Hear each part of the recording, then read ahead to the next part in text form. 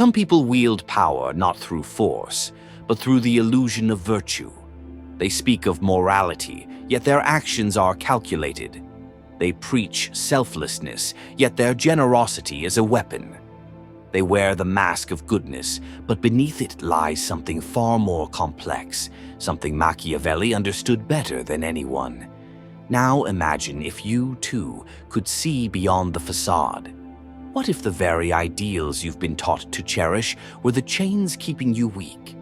What if goodness, untempered by wisdom, becomes its own kind of tyranny? That's where the truth lies. When you stop blindly worshipping at the altar of virtue, the world around you trembles.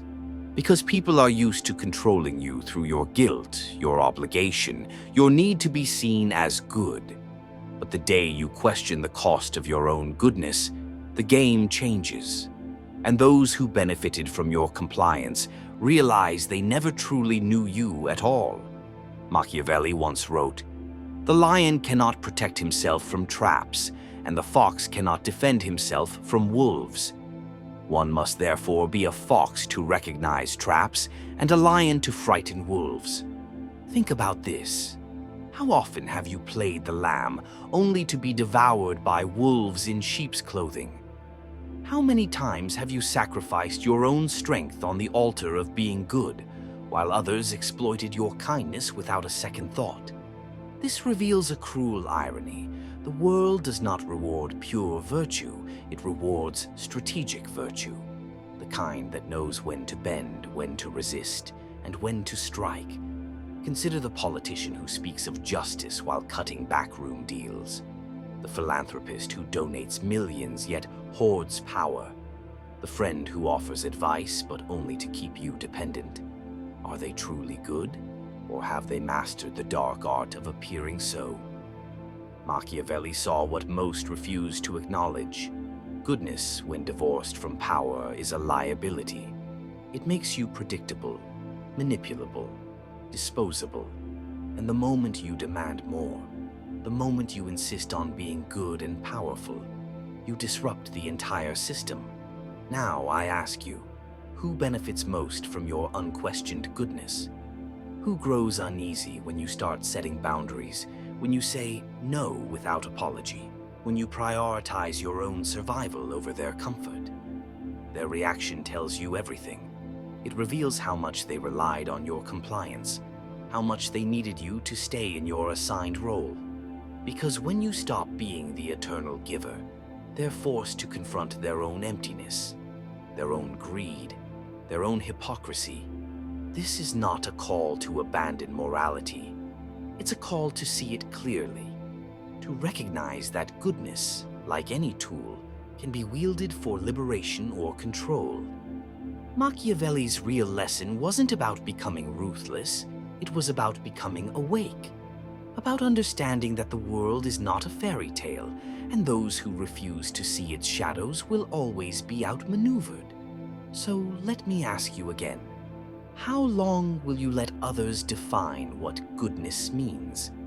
How long will you cling to ideals that drain you while the cunning prosper?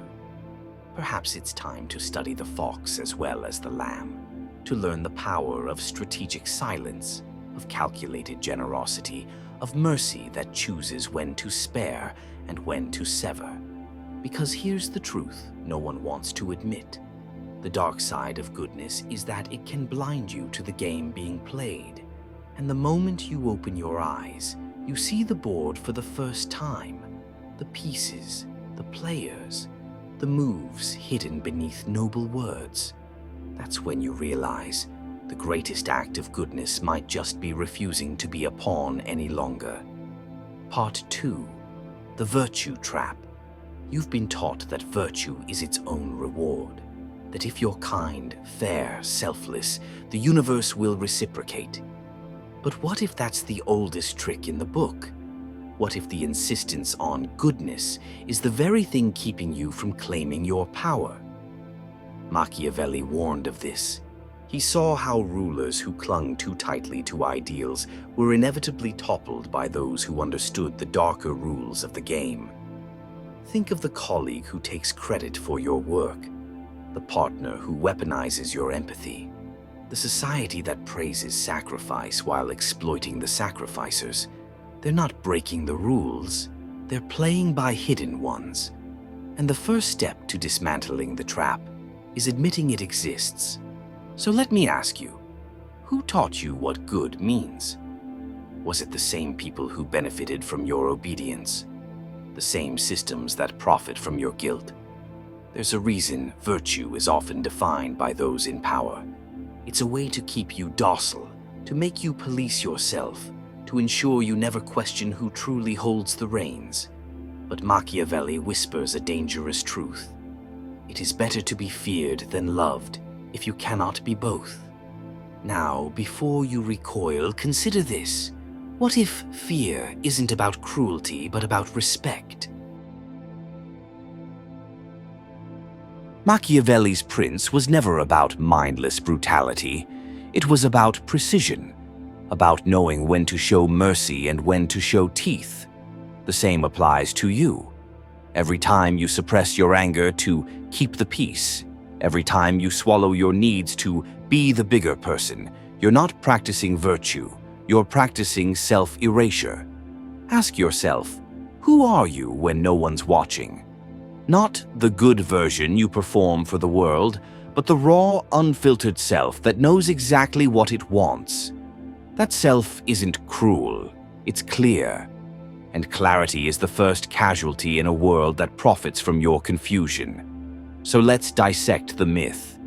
The good person is praised but rarely feared. The kind soul is loved but often overlooked.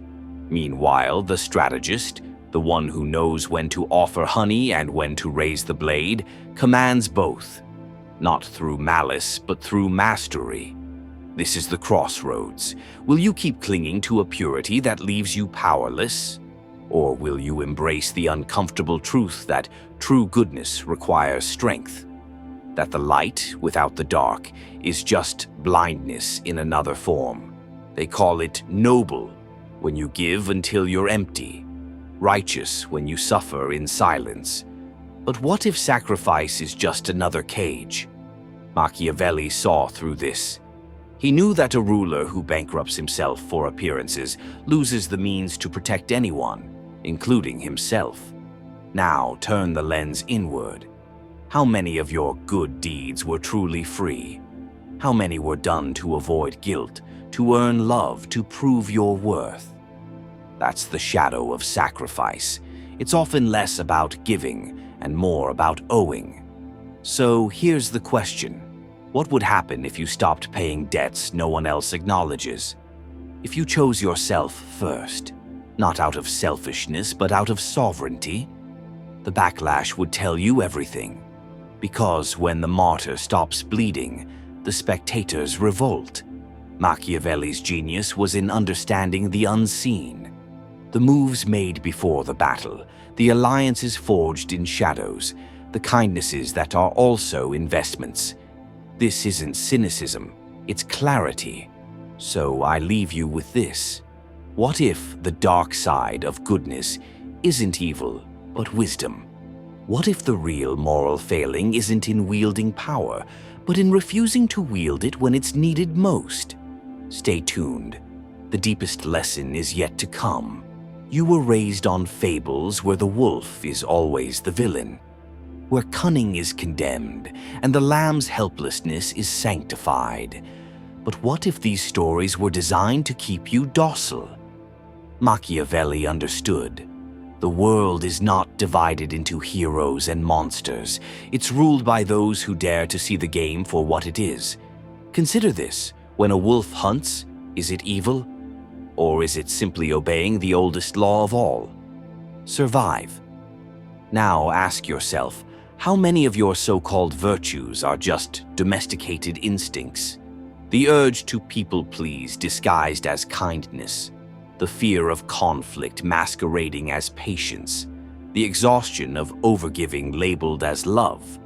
There's a reason Machiavelli advised rulers to study beasts. Animals don't lie to themselves about their own nature. A lion never apologizes for its claws.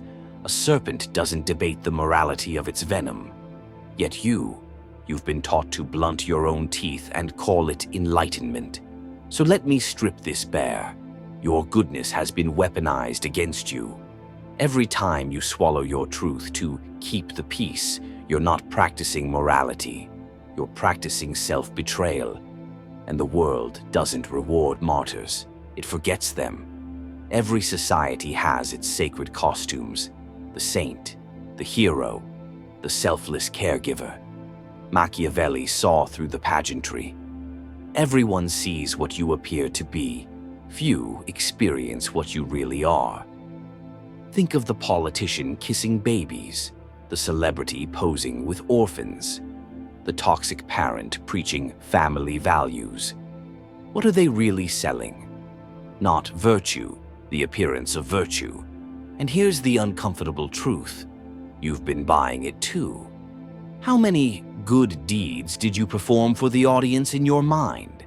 The parents whose approval you craved, the peers whose judgment you feared, the cosmic scorekeeper you imagined tallying your sacrifices. That's the theater, and you've been both actor and prisoner. Now the curtain pulls back. The realization hits. True power lies not in performing goodness, but in redefining it, in asking, who benefits when I call my rage sin and my submission grace? Civilization runs on sacrifice, but not the kind you've been taught. Not the noble offering of the willing, the systematic bleeding of the conditioned. Machiavelli mapped it coldly. The promise given was a necessity of the past. The word broken is a necessity of the present.